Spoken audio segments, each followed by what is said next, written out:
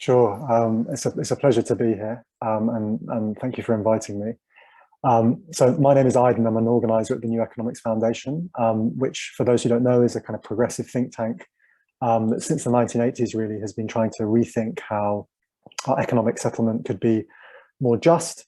And in fact, it was about a decade ago that NEF was part of a group of organizations that called for something called a Green New Deal after the 2008 financial crash, which is now kind of like a common phrase that we've all probably heard.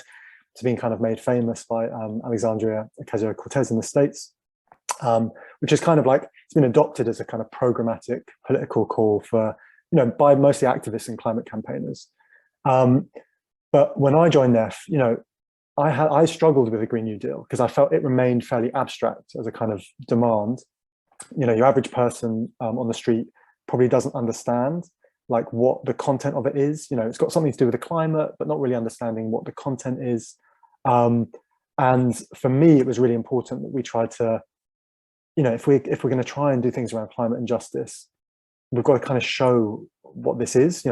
All the polling shows that people don't really understand what a green job is, for instance. And that's kind of why NEF started focusing in on retrofitting, because retrofitting for us is a kind of crucial linchpin in how you move from something abstract and big like the Green New Deal into a practical, programmatic body of work that genuinely will benefit people across the country, but is also understandable, right? Like, what insulation is, what double glazing is, you understand that gas is what you use to heat your home. These are things that we can conceptualize, and we have to come up with a plan of work that tries to transform that. And I also think it's a kind of golden green policy because, what do I mean by this? I mean, my mates, when I talk about green policies, they kind of roll their eyes. They think I'm talking about taking their meat away from them, taking their cars away. Retrofitting is one of those golden green policies because it improves people's lives. It makes you warmer. It will end the scourge of kind of damp. It puts money back in people's pockets on energy bills. You just have to look at the fuel crisis we're in that's causing this kind of cost of living scandal. If we had started this kind of programmatic body of work 10 years ago, we would literally be insulated against it. And not only that, we would have created hundreds of thousands of jobs, important quality skilled jobs that give people, purpose and meaning that you can do for a long, long time. But we haven't done it. My line manager, Mike at NEF, his partner is from Finland. And she lives in the UK with him, and they always kind of like argue about how much heating they put on, because she's used to, in Finland, in freezing cold Finland, used to living in a warm home. She finds it remarkable how tolerant the kind of British public are to living in damp, cold, drafty homes, that we kind of find it a norm. Like, I think about where I lived when I was a student. I think about where I live now during the winter. I'm on Zoom calls. People can see my breath in my own flat. It's kind of like an unacceptable source of kind of misery for millions of people in Britain. Heating in the UK accounts for 20% of our carbon emissions. About 13 to 14% is specifically residential homes. So this is the most stubborn and difficult, and about a fifth of all of our carbon heating emissions are coming from the fact we live in these cold, drafty homes. We live in some of the coldest and most drafty homes in the whole of Western Europe. This is just like, this doesn't have to be like this. And so we've come up with something which we're calling the Great Homes Upgrade, which is a way of framing this kind of Green New Deal politics in a language which is kind of makes sense to people. And we've had a kind of decade of failure. We should be in a place miles ahead of where we are. If I go back to Finland, Finland has 2.3 million households that are now benefiting from clean energy and clean heat in their homes. We are miles behind. Nick Saunter has written about the 2013 Green Deal, which was part of the coalition government. It reached just 15,000 people. It insulated just 15,000 homes of the 14 million target before it was folded. The zero carbon home standard, which was scheduled for 2015, was binned by the incoming government. The recent Green Homes Grant, which some of you might have heard of, it collapsed. Only 5,800 people of the 600,000 target before it was kind of fell apart. And part of the reason it fell apart is because it was so popular. So many people were applying, they couldn't handle it. A select committee investigation has called the way that we talk about retrofit and deal with things like the Green Homes Grant as botched, as disastrous. In fact, the number of people insulating their homes between 2012 and 2019 dropped by 95%. according to the government's own statistics. Currently, 34% of UK homes with a loft have no insulation whatsoever. This is kind of like, this is really serious. There is no path to net zero without retrofitting 19 million homes in this country. So in many ways, like what we're talking about and what we're trying to achieve is not a question of something, whether this is going to happen. It is going to happen. We won't meet our climate targets unless it does. So it becomes a question of when and how. And these need to motivate us, because if the when is too late, we know the consequences for our planet, for our communities, for the millions of people that are facing serious fuel poverty over the next coming winter because of the spike in fuel prices. And also, I think the how is really important, because this is a real opportunity to kind of build communities, community wealth builds, create local jobs, create local businesses. It's a really interesting way of devolving to local authorities and local areas to have local plans, which is very different from what, a vision which could be a kind of Carillion style that just tears through the country and there's very little community involvement.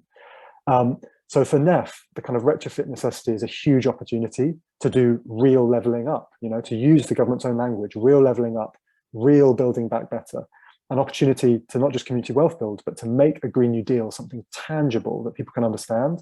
This is going to be a decade-long program of work that we are going to do that is going to make your homes healthier, it's going to make your bills go down, it's going to make your home warmer and nicer and safer, and it also happens to help the climate, right?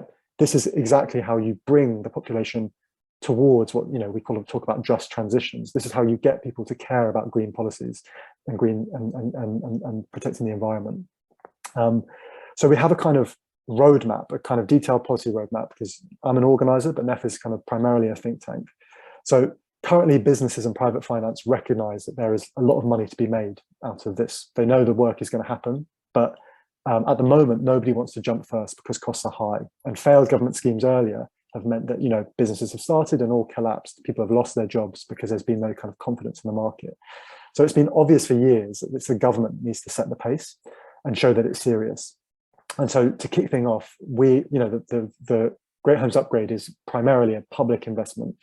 We're aligned with lots of other kind of research groups that do work on this, and we're asking for 11.7 billion over this current parliament.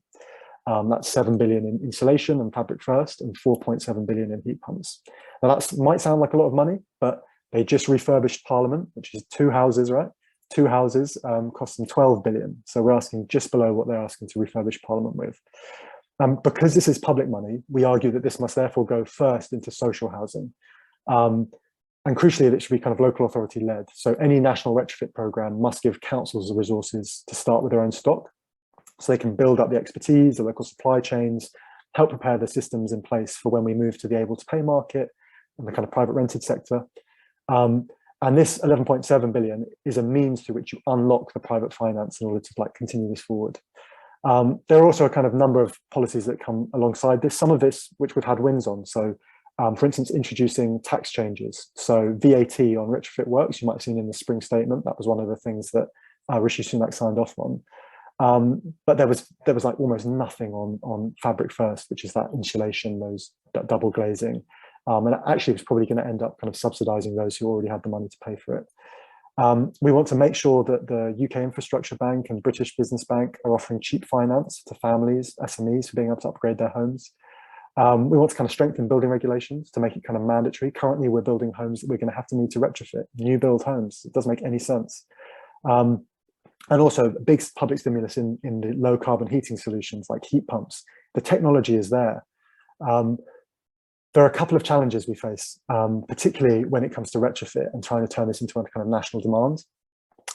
Our enemies, the fossil fuel lobbies, they're incredibly powerful. You're probably going to read in the Times, in the Sun, in the Daily Mail, every Sunday there's a new article saying, 10 reasons why you shouldn't have a heat pump, or my heat pump disaster, it didn't work. This technology has been around for decades now. We talk about very, very cold countries like Finland that have got 2 million households signed up. The public investment is going to help lower the cost. At the moment, because of the lack of demand, the costs are very high. But once we start producing them at scale, the economies of scale kick in and they can become affordable to everyone. But there is a lot of scaremongering and there's a big fear campaign. We've had some very positive responses from the opposition party. So Ed Miliband has committed 60 billion over 10 years. That's 6 billion a year devolved to local authorities, which is a really good start. The Green Party has a massive spending plan of around, I think it's 200 billion over 10 years. So we're starting to hear the language around it. But I think it's really important, particularly in the current crisis, for this to be linked explicitly to the cost of living scandal, because it's a travesty that people are going to face a really, really difficult winter off a big structural program that could have really saved us after 2008, that could have really transformed the kind of local economies, could have stimulated jobs, and could have prepared us for the fuel crises of the future. And that's what the Great Homes Upgrade is all about, getting people to demand this, because it's only going to happen if there's popular public demand for this. Now, when we launched the campaign, a couple of months later, a group called Insulate Britain turned up on the scene.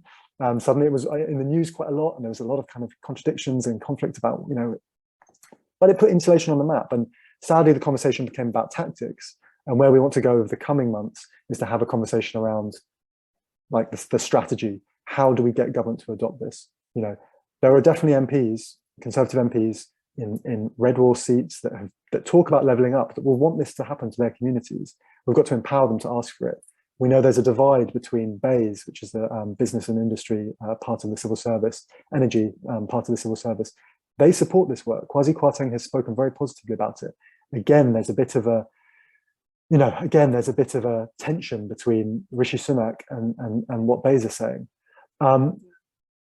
We have to make this a popular demand, and we can only do that, I think, through organising those who are at the sharp end, but also showing all the benefits that come with this. We've just come out of a pandemic where the communities that suffered the most were those in overcrowded, damp accommodation because of the respiratory effects it has.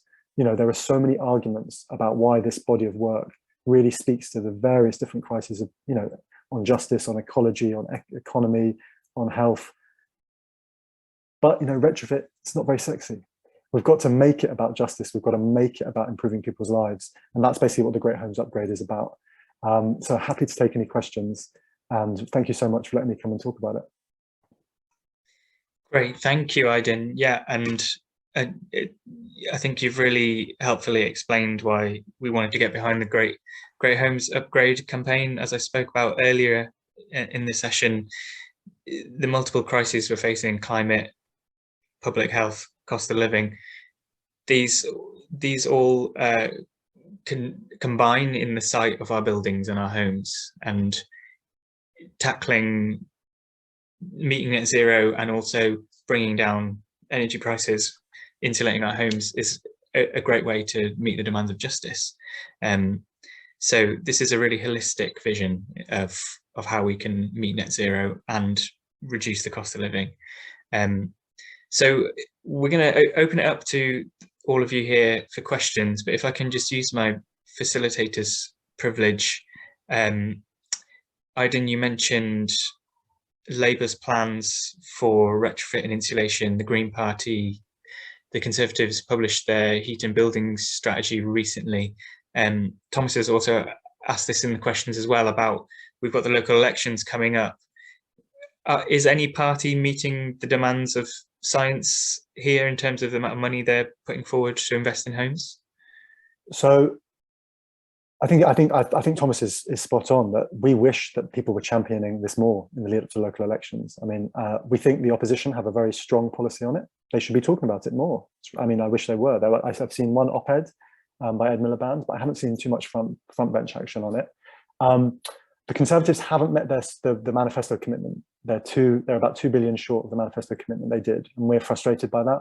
We want them to meet that, and we also want them to get to the point that the Climate Change Committee, which is the independent committee, get them to enacting those numbers, because those numbers are done, outside of politics. It's about what needs to happen if we're going to meet our goals by 2030, and so they still haven't met that yet. I think we can win the argument, because, like I say, within the Conservative Party at the moment, sadly, it looks like the dynamic is more about internal, leadership things rather than policy. So it looks like Rishi Sunak is trying to kind of court the net zero skeptic crowd, which are the people who say that the cost of net zero is too high and are kind of leaning into that populist politics, which we're seeing a lot in America. But then you have actually Number 10, which has spoken quite a lot about at least rhetorically, about wanting there to be a strong green agenda, and has pushed through the net zero strategy. And Kwasi Kwarteng in Bays, who, again, when the fuel crisis started, was saying, fracking and drilling more oil is not the answer. Renewables are actually a really good solution. And we know has been trying to push on home insulation to get more funding. So we're kind of trapped with Rishi being the kind of gatekeeper to stopping this from happening, which is why we, before the spring statement, we had an action. We invited lots of groups from various different organizations, be they climate, retrofit, fuel poverty, Faith, actually, Citizens UK came and supported us.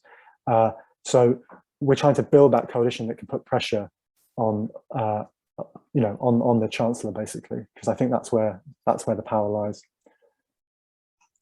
Great, thank you, Aydin.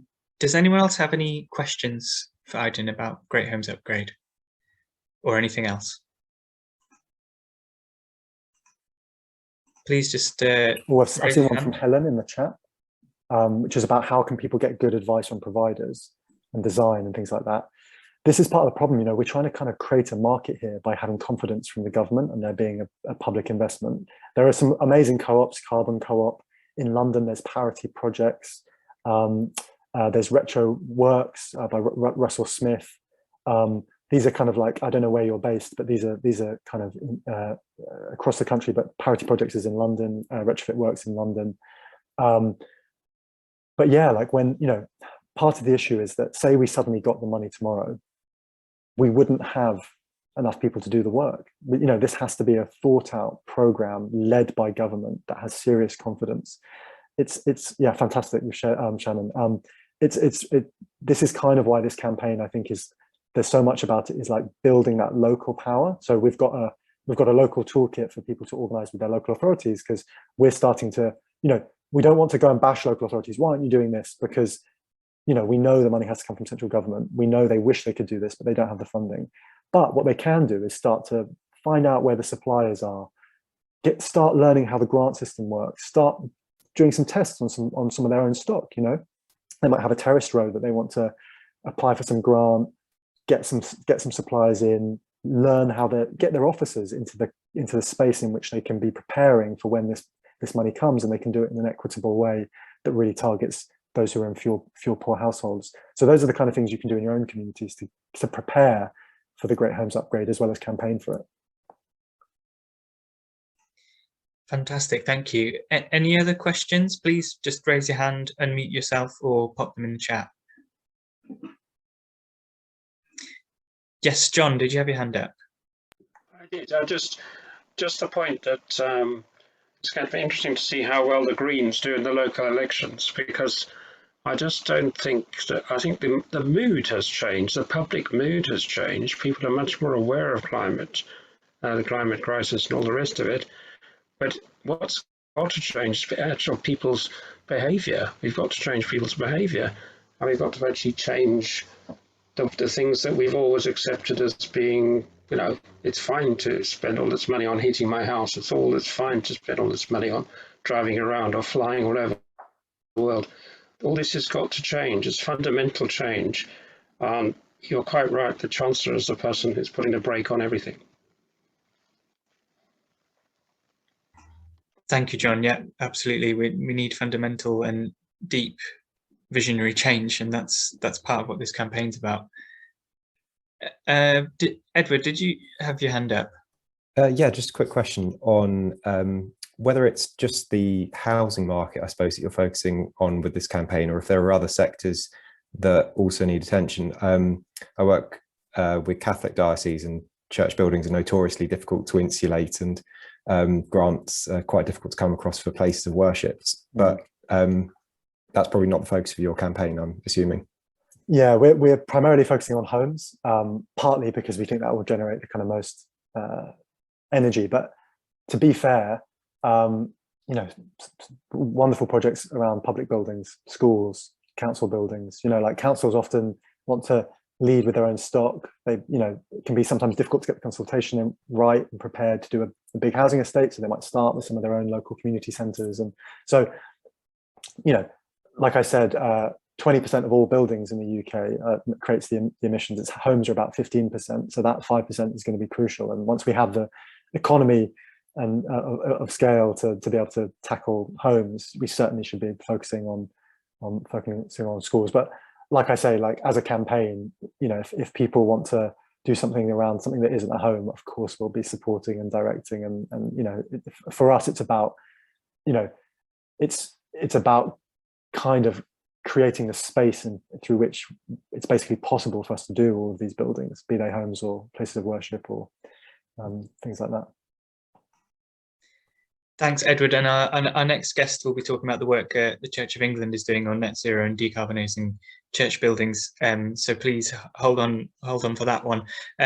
Sue, I think you'll be our last question for Aydin.